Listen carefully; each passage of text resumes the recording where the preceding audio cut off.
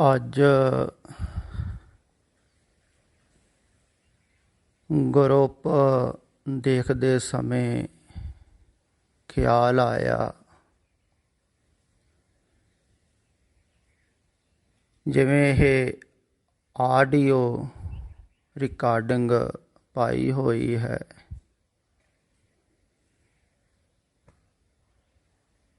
ਪਿੱਛੇ ਆਹ ਦੇਖੋ, ਥੋੜ੍ਹੇ ਦਿਨ ਪਹਿਲਾਂ ਹੀ ਇੱਕ ਕਹਾਣੀ ਵੀ ਲਿਖੀ ਹੋਈ ਸੀ।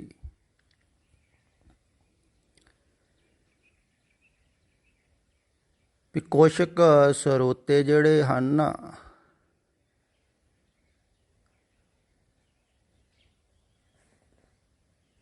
ਉਹ ਜੋ ਇੱਧਰ ਕਿਹਾ ਜਾ ਰਿਹਾ ਹੈ ਨਾ, ਸਮਝ ਨਹੀਂ ਪਾ ਰਹੇ ਹਨ, ਜਾਂ ਫਿਰ ਸਮਝਣਾ ਨਹੀਂ ਚਾਹੁੰਦੇ ਹਨ।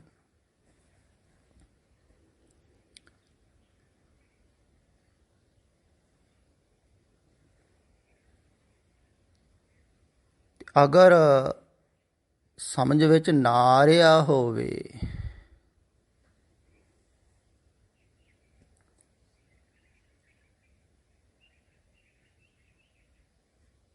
ਫਿਰ ਤੇ ਲਾਭ ਨਹੀਂ ਨਾ ਹੋਣਾ ਹੈ।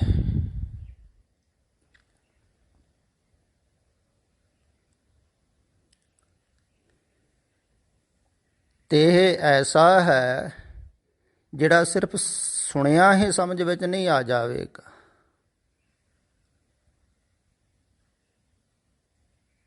ਇਹ ਅਮਲ ਕਰਕੇ ਸਮਝ ਵਿੱਚ ਆਵੇਗਾ।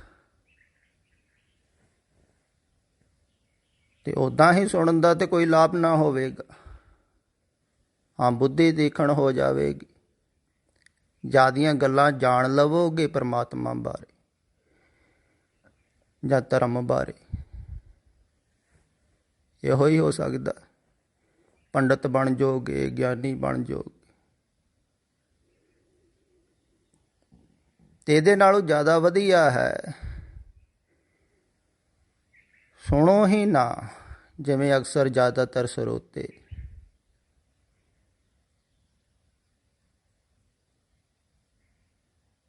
ਕੁਝ ਸਮਾਂ ਸੁਣਦੇ ਹਨ,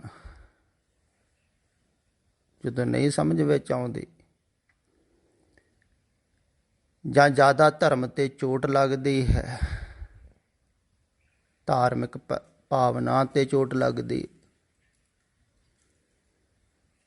ਫਿਰ ਸਹਾਰਦੇ ਨਹੀਂ। ਫਿਰ ਹੀ ਜ਼ਿਆਦਾਤਰ ਲੋਕ ਲੈਫਟ ਹੁੰਦੇ,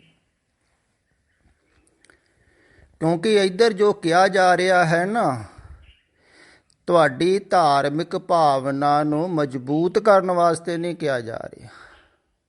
ਇਹ ਗੱਲ ਥੋੜ੍ਹਾ ਜਿਹਾ ਖਿਆਲ ਵਿੱਚ ਰੱਖੋ। ਇੱਥੇ ਕੁਛ ਉਲਟਾ ਹੋ ਰਿਹਾ ਹੈ, ਇਸ ਕਾਰਨ ਤੁਹਾਡੇ ਪਕੜ ਵਿੱਚ ਨਹੀਂ ਆ ਰਿਹਾ ਹੈ।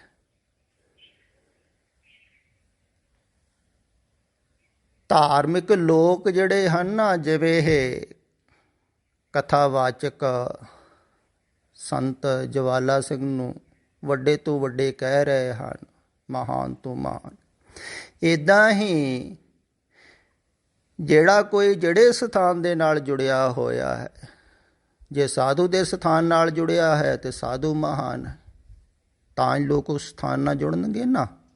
ਉਹ ਫਿਰ ਕਹਾਣੀਆਂ ਇਹੋ ਜਿਹੀਆਂ ਘੜ ਘੜ ਕੇ ਸੁਣਾਉਣਗੇ, ਪ੍ਰਭਾਵਿਤ ਕਰਨ। ਜੇ ਕੋਈ ਇਤਿਹਾਸਿਕ ਸਥਾਨ ਨਾਲ ਜੁੜਿਆ ਹੋਇਆ ਹੈ, ਉਸ ਸਥਾਨ ਦੀ ਮਹਿਮਾ ਗਾਵੇਗਾ। ਜਿਹੜੇ ਸਥਾਨ ਦੇ ਨਾਲ ਜੁੜਿਆ ਹੋਇਆ ਹੈ ਇਤਿਹਾਸਿਕ, ਤਾਂ ਹੀ ਲੋਕ ਜੁੜਨਗੇ ਨਾ।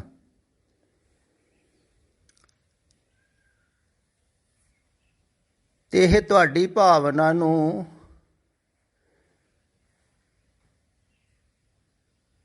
ਕਿੱਥੇ ਜੋੜ ਰਹੇ ਹਨ?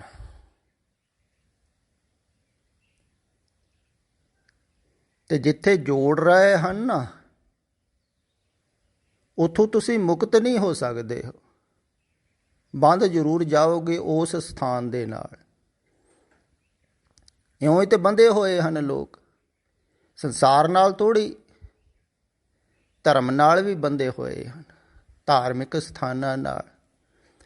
ਲੋਕਾਂ ਦਾ ਉੱਦਾਂ ਹੀ ਮੋਹ ਪੈ ਜਾਂਦਾ ਹੈ ਸਾਧੂ ਮਹਾਤਮਾ ਨਾਲ ਵੀ। ਲੋਕ ਕਹਿੰਦੇ ਹਨ ਸਾਡੇ ਮਹਾਰਾਜ ਜੀ, ਸਾਡੇ ਬਾਬੇ, ਸਾਡੇ ਸੰਤ।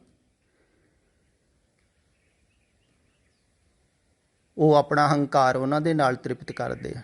ਬਹੁਤ ਵੱਡਾ ਸਥਾਨ ਹੈ ਸਾਡੇ ਮਹਾਂਪੁਰਖਾਂ ਦਾ।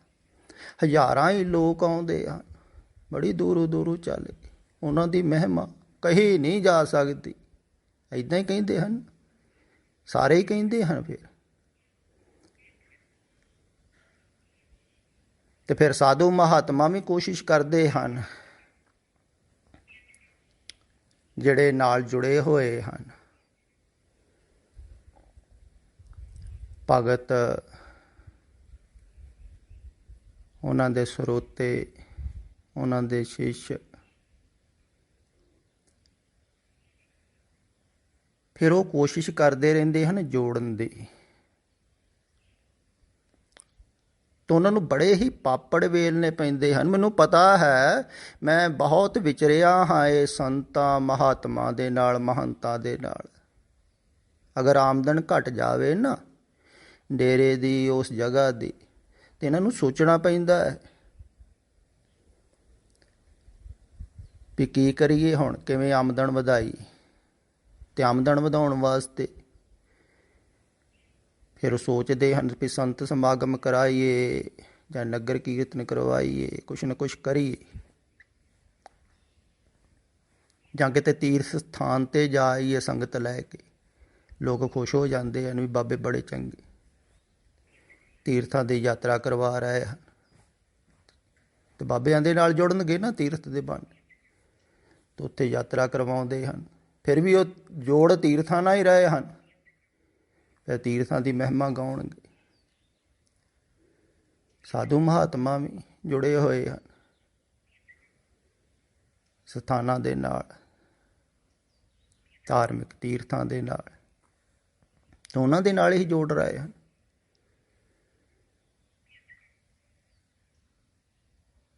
ਤੇ ਆਮਦਨ ਘਟ ਜਾਵੇ, ਤੁਸੀਂ ਆਪ ਵੀ ਸੋਚੋ।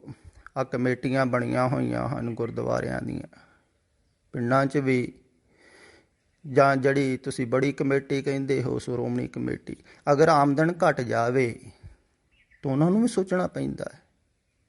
ਖਿਆਲ ਕਰੋ, ਤਨਖਾਹ ਕਿੱਥੋਂ ਦੇਣੀ ਹੈ ਗ੍ਰੰਥੀ ਸਿੰਘ ਦੀ। ਅਗਲੇ ਕਹਿੰਦੇ ਹਨ ਗੋਲਕ 'ਚ ਤਾਂ ਕੁਛ ਵੀ ਨਹੀਂ ਨਿਕਲਦਾ, ਕਰੋ ਕੁਛ। ਲੋਕ ਟੁੱਟ ਰਹੇ ਗੁਰਦੁਆਰੇ ਨਾਲ, ਜੋੜੋ, ਪ੍ਰਚਾਰ ਕਰੋ, ਕਥਾਵਾਚਕ ਸੱਦੋ, ਪ੍ਰਚਾਰਕ ਸੱਦੋ, ਸਮਾਗਮ ਕਰਾਓ। ਲੋਕ ਮੱਥਾ ਟੇਕਣ ਆਉਣਗੇ ਤਾਂ ਆਮਦਨ ਹੋਵੇਗੀ,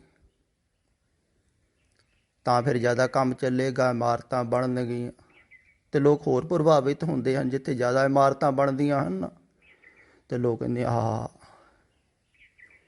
ਵੀ ਇੱਥੇ ਮਾਨਤਾ ਬਹੁਤ ਹੈ, ਇੱਥੇ ਕੋਈ ਖਾਸ ਹੋਵੇਗਾ, ਤਾਂ ਉਹਦੇ ਕਾਰਨ ਹੋਰ ਲੋਕ ਜੁੜਦੇ। ਭੇਡਾ ਚਾਲ ਹੈ ਨਾ। ਅਤੇ ਬਾਹਰ ਧਾਰਮਿਕ ਸਥਾਨਾਂ ਦੇ ਨਾਲ ਜੋੜ ਰਹੇ ਹਨ ਉਹ ਜਿਹੜੇ ਜੁੜੇ ਹੋਏ ਹਨ। ਖਿਆਲ ਵਿੱਚ ਰੱਖੋ, ਇਹੋ ਗੱਲ ਤੁਹਾਡੇ ਖਿਆਲ ਵਿੱਚ ਬਹੁਤਿਆਂ ਦੇ ਆ ਨਹੀਂ ਰਹੀ ਵੀ ਜਿਹੜਾ ਕਿਤੇ ਵੀ ਜੁੜਿਆ ਹੋਇਆ ਹੈ, ਜਿੱਥੇ ਜੁੜਿਆ ਹੋਇਆ ਹੈ ਉੱਥੇ ਹੀ ਜੋੜਦਾ ਹੈ। ਅਤੇ ਜੋ ਬਾਹਰਲੇ ਜੋੜ ਹਨ ਨਾ, ਜਿੰਨੇ ਵੀ, ਇਹ ਸਭ ਝੂਠ ਹਨ। ਕਿਉਂਕਿ ਬਾਹਰਲੀ ਖੇਡ ਝੂਠ ਹੈ, ਇਹ ਵਾਸਤਵਿਕ ਨਹੀਂ ਹੈ। ਇਸ ਕਰਕੇ ਸਾਰੇ ਹੀ ਜੋੜਾਂ ਨੂੰ ਤੋੜਨ ਵਾਸਤੇ ਕਿਹਾ ਜਾਂਦਾ ਹੈ। ਅਤੇ ਮੈਂ ਕਿਤੇ ਜੋੜਨ ਵਾਸਤੇ ਨਹੀਂ ਕਹਿ ਰਿਹਾ ਹਾਂ ਤੁਹਾਨੂੰ, ਜੁੜਨ ਵਾਸਤੇ। ਦੇਖੋ ਕਮਾਲ ਦੀ ਗੱਲ, ਇੱਕ ਤੁਸੀਂ ਸੋਚੋ, ਬਹੁਤ ਸਾਰੇ ਸਰੋਤੇ ਪੁਰਾਣੇ ਵੀ ਹੋਣਗੇ ਵੀ ਹਜ਼ਾਰਾਂ ਹੀ ਰਿਕਾਰਡਿੰਗਾਂ ਤੁਸੀਂ ਸੁਣੀਆਂ ਹੋਣਗੀਆਂ। ਕਦੇ ਵੀ ਤੁਸੀਂ ਐਸਾ ਨਾ ਸੁਣਿਆ ਹੋਵੇਗਾ ਵੀ ਮੈਨੂੰ ਕਹਿੰਦੇ ਵੀ ਤੁਸੀਂ ਇਸ ਸਥਾਨ 'ਤੇ ਆਓ, ਮੱਥਾ ਟੇਕੋ, ਚੌਂਕੀਆਂ ਭਰੋ, ਜਾਂ ਸਮਾਗਮ ਹੈ ਤੁਸੀਂ ਸਮਾਗਮ ਦੇ ਵਿੱਚ ਆਓ। ਤੁਸੀਂ ਕਦੇ ਨਾ ਸੁਣਿਆ ਹੋਵੇਗਾ। ਜਾਂ ਹੁਣ ਜਿੱਥੇ ਮੈਂ ਰਹਿ ਰਿਹਾ ਹਾਂ, ਸ਼ਾਂਤ ਬੇਲਾ,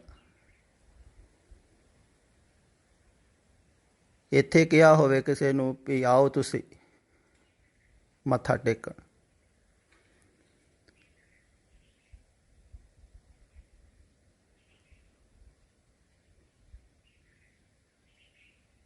ਨਹੀਂ, ਮੈਂ ਕੋਈ ਸਥਾਨ ਦੇ ਨਾਲ ਥੋੜ੍ਹੀ ਜੋੜ ਰਿਹਾ ਹਾਂ ਤੁਹਾਨੂੰ।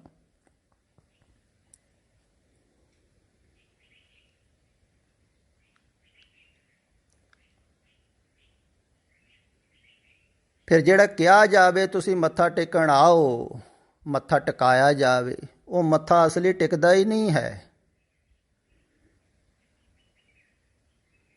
ਮੱਥਾ ਤੇ ਵਾਸਤਵਿਕ ਉੱਥੇ ਟਿਕਦਾ ਹੈ ਜਿੱਥੇ ਆਦਮੀ ਨੂੰ ਕੁਛ ਮਿਲਿਆ ਹੋਵੇ,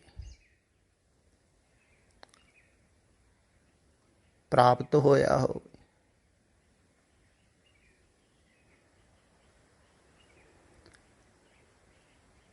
ਤੇ ਥਾਂ ਥਾਂ ਤੇ ਲੋਕਾਂ ਨੂੰ ਮੱਥੇ ਟਿਕਾਏ ਜਾ ਰਹੇ ਆ। ਫਿਰ ਸਾਧੂ ਮਹਾਤਮਾ ਕੀ ਕਰਦੇ ਹਨ? ਦੂਸਰੀ ਗੱਲ ਇਹ ਵੀ ਖਿਆਲ ਵਿੱਚ ਰੱਖਣ ਯੋਗ ਹੈ ਵੀ ਜਿੱਥੇ ਵੀ ਉਹ ਜਗ੍ਹਾ ਬਣਾਉਂਦੇ ਹਨ ਨਾ ਰਹਿਣ ਵਾਸਤੇ, ਡੇਰਾ, ਜ਼ਿਆਦਾਤਰ ਸਿੱਖ ਸਾਧੂ ਉਹ ਗੁਰੂ ਗ੍ਰੰਥ ਸਾਹਿਬ ਜੀ ਦਾ ਪ੍ਰਕਾਸ਼ ਕਰ ਲੈਂਦੇ ਹਨ ਵੀ ਕੋਈ ਆਵੇਗਾ ਮੱਥਾ ਟੇਕੇਗਾ। ਹਿੰਦੂ ਮੂਰਤੀ ਰੱਖ ਲੈਂਦੇ ਹਨ ਜਾਂ ਹੋਰ ਕੋਈ ਧਰਮਾਂ ਦੇ ਆਪਣੇ ਆਪਣੇ ਢੰਗ ਦੇ ਨਾਲ ਜਿੱਥੇ ਮੱਥਾ ਟੇਕਿਆ ਜਾ ਸਕੇ, ਇਹੋ ਜਿਹੀ ਜਗ੍ਹਾ ਬਣਾ ਲੈਂਦੇ ਹਨ। ਉੱਥੇ ਲੋਕ ਆਣ ਕੇ ਮੱਥਾ ਟੇਕਦੇ ਹਨ, ਚਾਰ ਪੈਸੇ ਜੁੜ ਜਾਂਦੇ। ਇਸ ਗੱਲ ਨਾਲ ਮੈਨੂੰ ਇੱਕ ਗੱਲ ਖਿਆਲ ਵਿੱਚ ਆਈ। ਬਹੁਤ ਸਮਾਂ ਪਹਿਲਾਂ ਇੱਥੇ ਸੰਤ ਸਕੱਤਰ ਸਿੰਘ ਜੀ, ਜਿਨ੍ਹਾਂ ਦੀ ਮੈਂ ਪਹਿਲਾਂ ਵੀ ਗੱਲ ਕੀਤੀ ਸੀ, ਉਹਨਾਂ ਨੇ ਡਲਹੌਜੀ ਜਗ੍ਹਾ ਬਣਾਈ ਰਹਿਣ ਵਾਸਤੇ ਵੀ ਗਰਮੀਆਂ ਦੇ ਵਿੱਚ ਜਾ ਕੇ ਉੱਥੇ ਰਿਹਾ ਕਰਾਂਗੇ। ਤੇ ਉੱਥੇ ਨਾਲ ਦਿਆਂ ਨੂੰ ਪਤਾ ਕੀ ਕਹਿ ਰਹੇ ਸੀ, ਮੈਂ ਵੀ ਉੱਥੇ ਹੀ ਸੀ, ਵੀ ਇੱਥੇ ਗੁਰਦੁਆਰਾ ਬਣਾ ਲਈਏ।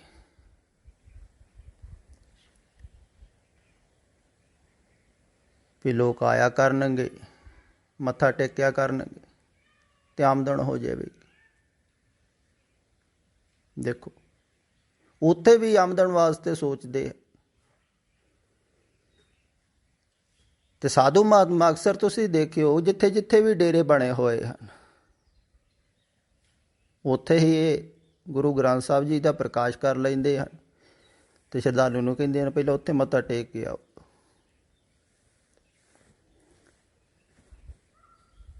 ਜਾਂ ਕੋਈ ਉੱਦਾਂ ਪੈਸੇ ਦਾ ਉੱਥੇ ਟੇਕਦੇ ਨਹੀਂ ਹਨ ਮੱਥਾ, ਉਹ ਦੂਸਰੀ ਢੰਗ ਨਾਲ ਟਿਕਾਉਂਦੇ ਹਨ, ਕਹਿੰਦੇ ਸਾਹਮਣੇ ਨਹੀਂ ਠੀਕ ਲੱਗਦਾ।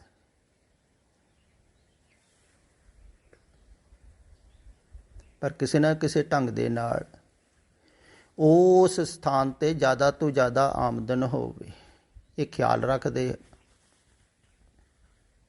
ਇਸ ਕਰਕੇ ਕੁਛ ਨਾ ਕੁਛ ਉਹਨਾਂ ਨੂੰ ਕਰਨਾ ਪੈਂਦਾ, ਬਣਾਉਣਾ ਪੈਂਦਾ। ਮੈਨੂੰ ਵੀ ਕਈ ਵਾਰ ਕਈ ਪ੍ਰੇਮੀ ਆ ਜਾਂਦੇ ਹਨ, ਕਹਿੰਦੇ ਮੱਥਾ ਕਿੱਥੇ ਟੇਕੀ।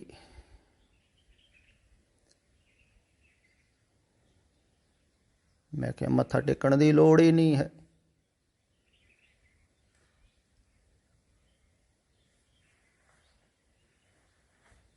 ਮੱਥਾ ਕਿੱਥੇ ਟੇਕੀਏ? ਦਰਅਸਲ ਇਹ ਸਵਾਲ ਹੀ ਗਲਤ ਹੈ।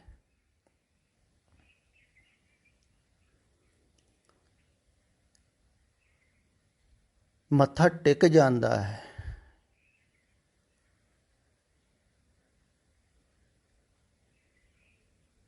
ਜਦੋਂ ਕੁਛ ਮਿਲਦਾ ਹੈ, ਜਦੋਂ ਕੁਛ ਦਿਖਦਾ ਹੈ, ਉਦੋਂ ਟਿਕ ਜਾਂਦਾ ਹੈ ਮੱਥਾ। ਉਹ ਹੈ ਵਾਸਤਵਿਕ।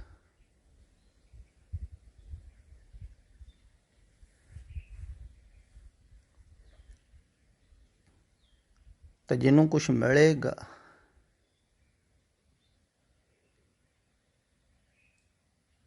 ਕੁਛ ਜਾਣੇਗਾ, ਕੁਛ ਦੇਖੇਗਾ, ਐਸਾ ਕਿ ਜਿਹਨੂੰ ਬਿਆਨ ਨਹੀਂ ਕੀਤਾ ਜਾ ਸਕਦਾ ਹੈ। ਉਹਦਾ ਸੀਸ ਝੁਕ ਜਾਂਦਾ ਹੈ, ਉਹ ਨਕਮਸਤਕ ਹੋ ਜਾਂਦਾ ਹੈ, ਉਹਦਾ ਹੀ ਅਸਲੀ ਮੱਥਾ ਟਿਕਦਾ ਹੈ।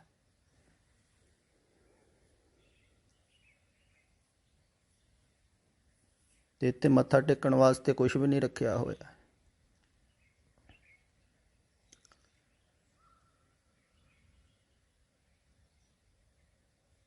ਤੇ ਜਿਹੜਾ ਜਿਹਦੇ ਨਾਲ ਜੁੜਿਆ ਹੋਇਆ ਹੈ, ਖਿਆਲ ਵਿੱਚ ਰੱਖੋ, ਜਿਹੜੇ ਸਥਾਨ ਨਾਲ ਜੁੜਿਆ ਹੋਇਆ ਹੈ, ਜਿਹੜੀ ਜਗ੍ਹਾ ਨਾਲ ਜੁੜਿਆ ਹੋਇਆ ਹੈ, ਜਿਹੜੇ ਧਰਮ ਨਾਲ ਜੁੜਿਆ ਹੋਇਆ, ਉਹ ਉਹਦੀ ਹੀ ਉਸਤਤ ਵਾਸਤੇ ਕਹਾਣੀਆਂ ਘੜਦਾ ਹੈ। ਹੁਣ ਪੁਰਾਣੇ ਮਹਾਂਪੁਰਖ ਜਿਹੜੇ ਜਾ ਚੁੱਕੇ ਹਨ ਸਾਧੂ,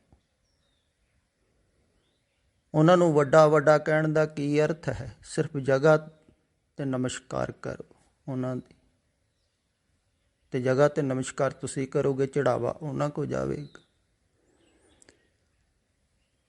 ਅਤੇ ਆਮਦਨ ਦਾ ਸਾਧਨ, ਜਿਵੇਂ ਬਿਜਨਸਮੈਨ ਅਕਸਰ ਸੋਚਦੇ ਰਹਿੰਦੇ ਹਨ,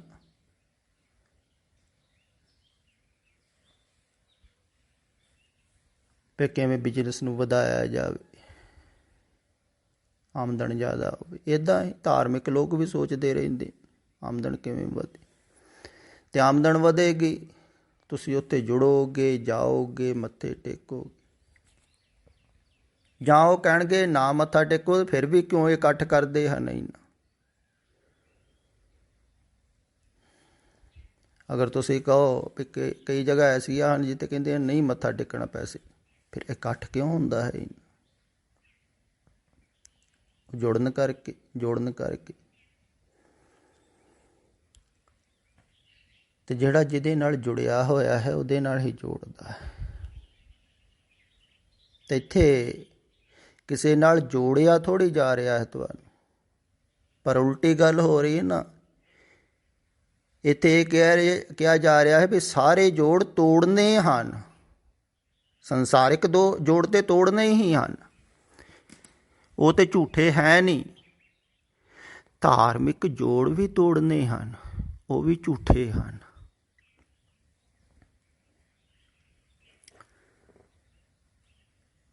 ਪਹਿਲਾਂ ਤਾਂ ਸੰਸਾਰਿਕ ਜੋੜ ਤੋੜਨੇ ਔਖੇ ਹਨ, ਉਹ ਤੁਸੀਂ ਸੱਚੇ ਸਮਝੀ ਬੈਠੇ ਹੋ। ਮੇਰਾ ਪੁੱਤਰ, ਮੇਰੀ ਧੀ, ਮੇਰਾ ਘਰ, ਮੇਰੀ ਪਤਨੀ, ਮੇਰਾ ਪਤੀ, ਮੇਰਾ ਮਾਤਾ, ਮੇਰਾ ਪਿਤਾ, ਜੋ ਵੀ ਤੁਸੀਂ ਸੰਬੰਧ ਬਣਾਏ ਹਨ ਮੇਰੇ, ਉਹ ਝੂਠੇ ਹਨ। ਉਹਨਾਂ ਨੂੰ ਸੱਚੇ ਸਮਝ ਲਿਆ, ਉਹਨਾਂ ਨਾਲ ਜੁੜ ਗਏ, ਉਹਨਾਂ ਨਾਲ ਨਹੀਂ ਟੁੱਟ ਰਹੇ ਹੋ, ਔਖਾ ਹੈ। ਫਿਰ ਧਾਰਮਿਕ ਸੰਬੰਧ, ਸਾਡੇ ਸੰਤ, ਸਾਡੇ ਮਹਾਂਪੁਰਸ਼, ਸਾਡੇ ਗੁਰੂ, ਸਾਡੇ ਪੀਰ, ਸਾਡੇ ਪੈਗੰਬਰ, ਉਹਨਾਂ ਨਾਲ ਉਹ ਵੀ ਵੈਸਾ ਹੀ ਸੰਬੰਧ ਹੈ। ਜਾਂ ਕਿਸੇ ਜਗ੍ਹਾ ਦੇ ਨਾਲ ਜੁੜ ਗਿਆ ਕੋਈ। ਹਰ ਇੱਕ ਆਦਮੀ ਦਾ ਆਪਣਾ ਆਪਣਾ ਤਲ ਹੈ ਨਾ। ਇੱਕ ਪ੍ਰੇਮੀ ਮੈਨੂੰ ਇੱਦਾਂ ਹੀ ਪੁੱਛਦਾ ਸੀ ਵੀ ਫਿਰ ਇੰਨੇ ਜਿਹੜੇ ਧਾਰਮਿਕ ਸਥਾਨ ਹਨ, ਕਿਤੇ ਕੋਈ ਸਮਾਧ ਬਣੀ ਹੋਈ ਹੈ, ਕੋਈ ਪੀਰਾਂ ਦੀ ਜਗ੍ਹਾ ਬਣੀ ਹੋਈ ਹੈ,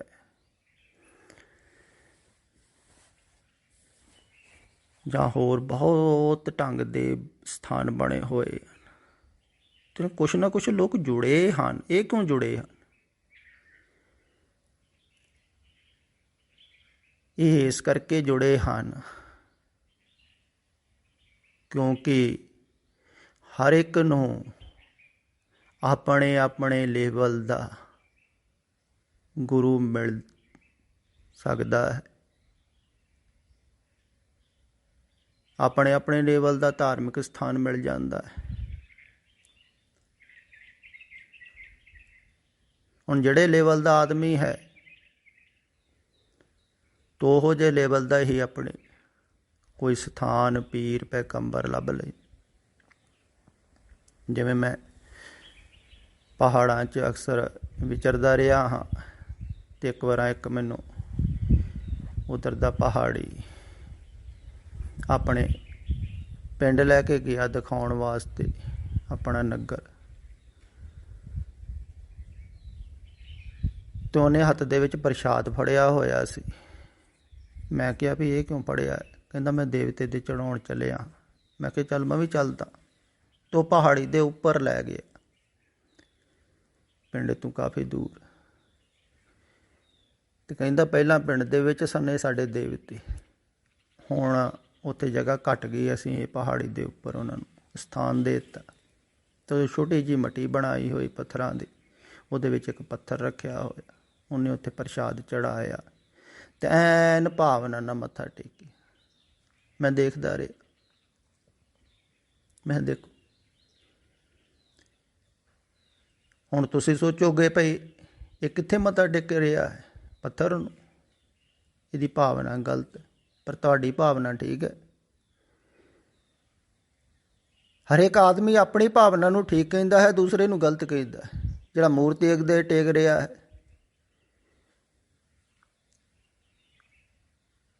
ਉਹ ਸਿੱਖਾਂ ਨੂੰ ਗਲਤ ਕਹਿ ਰਿਹਾ ਹੈ। ਉਹ ਕਹਿੰਦਾ ਸਾਡੀ ਭਾਵਨਾ ਠੀਕ ਹੈ।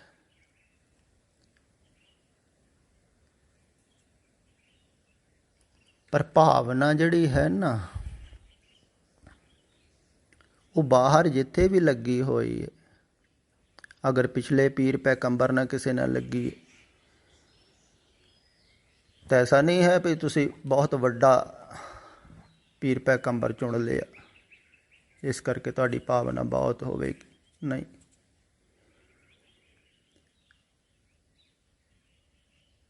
ਪਰੰਪਰਾ ਦੇ ਆਧਾਰ 'ਤੇ ਚੁਣ ਲਿਆ। ਤੁਹਾਡੀ ਸਮਝ ਬਹੁਤ ਛੋਟੀ ਸਮਝ ਵਾਲਾ ਪਰੰਪਰਾ ਦੇ ਆਧਾਰ 'ਤੇ ਚੁਣਦਾ ਹੈ। ਜਿਹੜਾ ਵਾਸਤਵਿਕ ਸਮਝਦਾਰ ਹੈ ਨਾ, ਉਹ ਪਰੰਪਰਾ ਦੇ ਆਧਾਰ 'ਤੇ ਥੋੜ੍ਹੀ ਚੁਣਦਾ ਹੈ। ਉਹ ਸਮਝਦਾ ਹੈ, ਸਾਹਮਣੇ ਦੇਖਦਾ ਹੈ।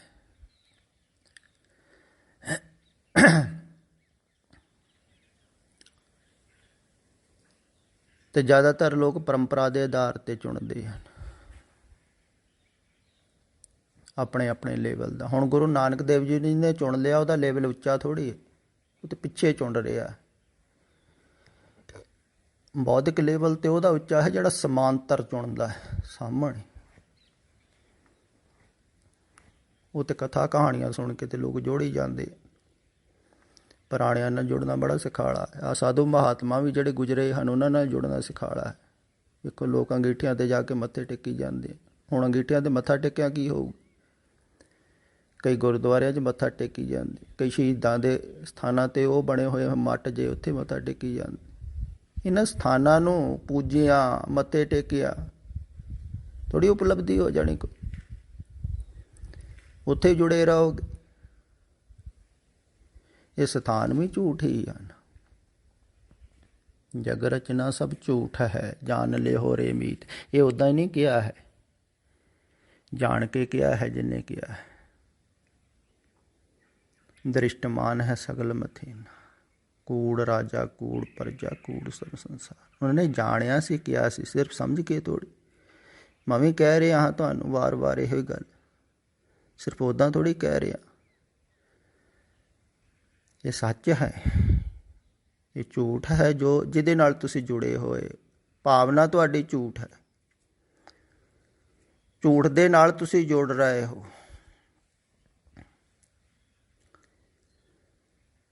ਤੇ ਤੋੜਨੀ ਵੀ ਬੜੀ ਕਠਿਨ ਹੈ ਝੂਠ ਦੇ ਨਾਲੋਂ ਵੀ। ਦੇਖੋ, ਪਹਿਲਾਂ ਤਾਂ ਸੰਸਾਰ ਝੂਠ ਹੈ, ਉਹਦੇ ਨਾਲੋਂ ਤੋੜਨੀ ਭਾਵਨਾ ਕਠਿਨ ਹੈ। ਫਿਰ ਧਰਮ ਝੂਠ ਹੈ ਜੋ ਤੁਸੀਂ ਮੰਨੀ ਬੈਠੇ ਹੋ, ਉਹਦੇ ਨਾਲ ਤੋੜਨੀ ਹੋਰ ਵੀ ਜ਼ਿਆਦਾ ਕਠਿਨ ਹੈ, ਕਿ ਉਹਦੇ ਨਾਲ ਜ਼ਿਆਦਾ ਗਹਿਰੀ ਹੋ ਜਾਂਦੀ ਭਾਵਨਾ।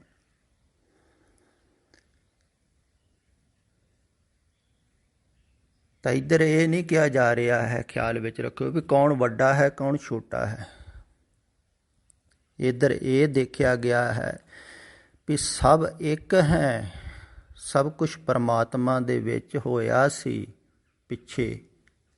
ਭਾਵੇਂ ਉਹ ਜਵਾਲਾ ਸਿੰਘ ਆ, ਭਾਵੇਂ ਉਹ ਆਨੰਦ ਸਿੰਘ ਆ, ਭਾਵੇਂ ਰਾੜੇ ਵਾਲੇ, ਭਾਵੇਂ ਗੁਰੂ ਹਨ, ਪੀਰ ਹਨ, ਪੈਗੰਬਰ ਹਨ, ਸਭ ਕੁਛ ਉਹਦੇ ਵਿੱਚ ਹੋਇਆ ਸੀ ਤੇ ਹੁਣ ਵੀ ਉਹਦੇ ਵਿੱਚ ਚੱਲ ਰਿਹਾ ਹੈ।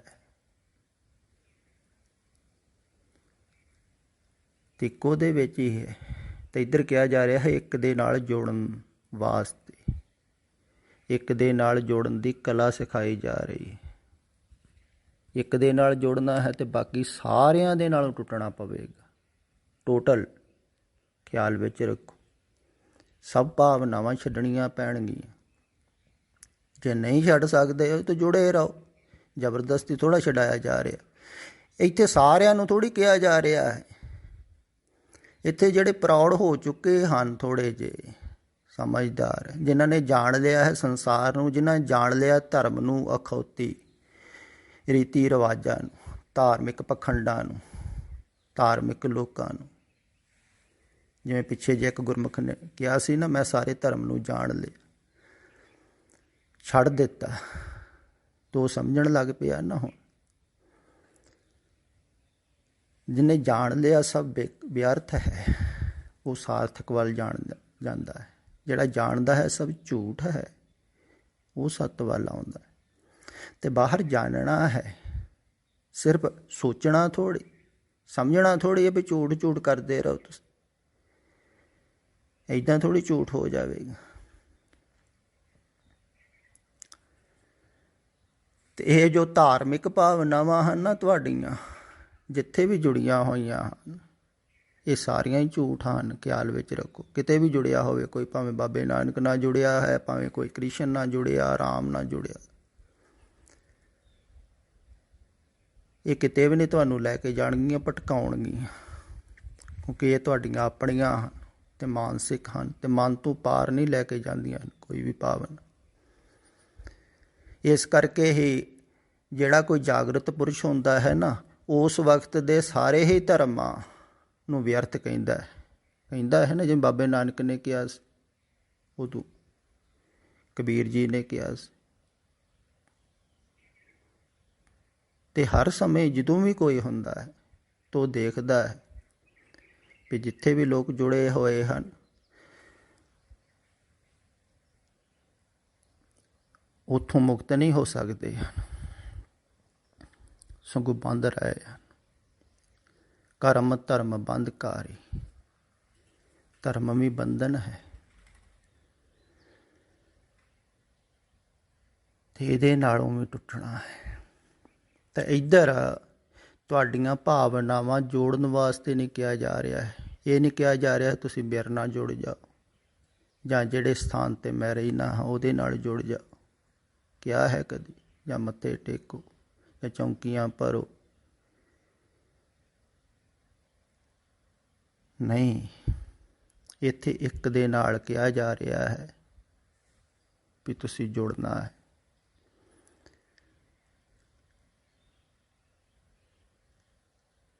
ਹੋਰ ਬਾਕੀ ਸਾਰਿਆਂ ਨਾਲੋਂ ਟੁੱਟਣਾ ਹੈ। ਜਿਵੇਂ ਕਿਹਾ ਹੈ ਨਾ ਭਗਤ ਜੀ ਨੇ, ਸਾਚੀ ਪ੍ਰੀਤ ਹਮ ਤੁਮ ਸਿਓ ਜੋਰੀ, ਤੁਮ ਸਿਓ ਜੋਰ ਅਵਰ ਸੰਗ ਤੋਰੀ। ਬਾਕੀ ਸਾਰਿਆਂ ਨਾਲੋਂ ਤੋੜਤੀ, ਕਿਉਂ? ਬਾਕੀ ਸਾਰਿਆਂ ਨਾਲ ਝੂਠ ਸੀ। ਜਗਤ ਮੇਂ ਝੂਠੀ ਦੇਖੀ ਪ੍ਰੀਤ, ਸਾਰੀ ਪ੍ਰੀਤ ਹੀ ਝੂਠੀ ਹੋ, ਭਾਵੇਂ ਧਾਰਮਿਕ ਪ੍ਰੀਤ ਹੋਵੇ, ਭਾਵੇਂ ਸੰਸਾਰਿਕ ਪ੍ਰੀਤ ਹੋਵੇ। ਜਿਹੜਾ ਪ੍ਰੀਤ ਕਰਨ ਵਾਲਾ ਉਹ ਨਹੀਂ ਝੂਠ ਕਵੇਗਾ, ਖਿਆਲ ਵਿੱਚ ਰੱਖਿਓ। ਉਹ ਕਵੇਗਾ ਸੱਚੀ ਹੈ ਮੇਰੀ ਪ੍ਰੀਤ। ਜਿਵੇਂ ਪਿੱਛੇ ਜੇ ਕਮਾਈ ਆਈ ਸੀ, ਉਹ ਕਲਗੀਆਂ ਵਾਲੇ ਨੂੰ ਪੁਕਾਰੀ ਜਾਂਦੀ ਹੈ, ਆਵਾਜ਼ਾਂ ਮਾਰਦੀ, ਆ ਜਾ ਮਿਲ ਜਾ, ਮੈਨੂੰ ਦਿਖਦਾ ਮੈਨੂੰ। ਹੁਣ ਇਹਨੂੰ ਲੱਗਦਾ ਹੈ ਸੱਚੀ ਹੈ ਪ੍ਰੀਤ। ਆ ਵੀ ਜਾਵੇਗਾ, ਉਹ ਇਹਦੇ ਕਲਪਨਾ ਦਾ ਹੋਵੇਗਾ, ਉਹਨੂੰ ਮੱਥਾ ਟੇਕ ਦੇਵੇਗੀ, ਕਲਪਨਾ ਦਾ ਹੀ ਹੋਵੇਗਾ। ਮੈਂ ਉਹਨੂੰ ਕਿਹਾ ਹੈ ਵੀ ਪਿਛਲੇ ਕਲਗੀਆਂ ਵਾਲੇ ਨੂੰ ਤੂੰ ਛੱਡ, ਹੁਣ ਮੌਜੂਦਾ ਸਾਹਮਣੇ ਦੇਖ। ਉਹ ਤੇ ਫੋਟੋ ਦੇ ਵਿੱਚ ਤੂੰ ਦੇਖਿਆ ਹੋਇਆ ਜਿਹੜਾ, ਉਹਨੂੰ ਚੇਤੇ ਕਰਦੀ।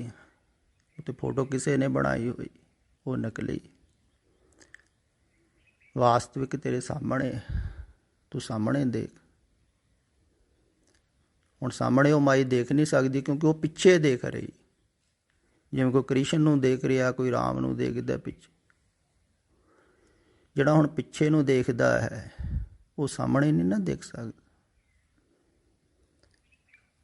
ਕੁਛ ਕੁ ਬਹੁਤ ਅੱਗੇ ਦੇਖਦੇ ਹਨ, ਉਹ ਵੀ ਸਾਹਮਣੇ ਨਹੀਂ ਦੇਖ ਪਾਉਂਦੇ।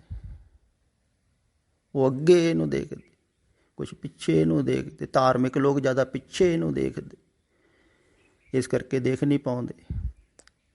ਅਤੇ ਵਿਗਿਆਨਕ ਜਿਹੜੇ ਹਨ ਉਹ ਜ਼ਿਆਦਾ ਅੱਗੇ ਨੂੰ ਦੇਖਦੇ, ਇਸ ਕਰਕੇ ਦੇਖਦੇ। ਮੈਂ ਕਹਿੰਦਾ ਸਾਹਮਣੇ ਦੇਖੋ, ਬਿਲਕੁਲ ਸਾਹਮਣੇ ਹੁਣ ਇਸ ਵਕਤ ਮੌਜੂਦ ਹੈ, ਉਹਨੂੰ ਦੇਖੋ।